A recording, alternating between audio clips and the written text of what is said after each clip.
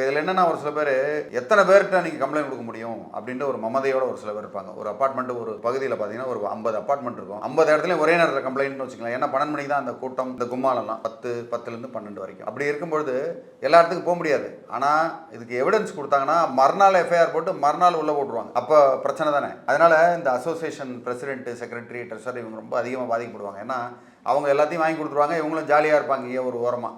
ஆனால் பாதிக்கப்படுறது பார்த்தீங்கன்னா அவங்க எல்லாம் சேர்ந்து பாதிக்கப்படுவாங்க அப்படின்றது அவங்களுக்கு தெரியாது. சரி நமக்கு என்ன, வேறு யாராவது கூப்பிட்டு போகிறாங்க செய்கிறாங்க. ஸோ இப்போ டிஜே வச்சா மட்டும்தான் லவுட் ஸ்பீக்கருக்கு பிரச்சனையா, இல்லை ஒரு வேளை நான் வந்து ட்ரம்ஸ் எல்லாம் நான் யூஸ் பண்ணிக்கிறேன், இல்லாட்டி நான் வந்து பட்டாசு வெடிச்சுக்கிறேன், ஃபயர் கிராக்கர்ஸ் அப்படின்னா அதுவும் பிரச்சனையா சார்? எல்லாமே சத்தம் தானே, எல்லாமே நியூசன்ஸ் தானே.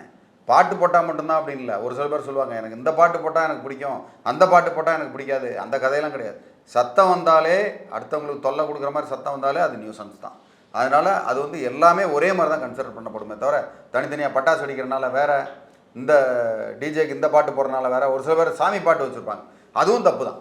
இருக்கிறவங்க காதெல்லாம் கிழிக்கிறது அதுவும் பிரச்சனை தான், அதுவும் செய்யக்கூடாது அப்படின்றத இந்த இடத்துல சொல்கிறேன் நான்.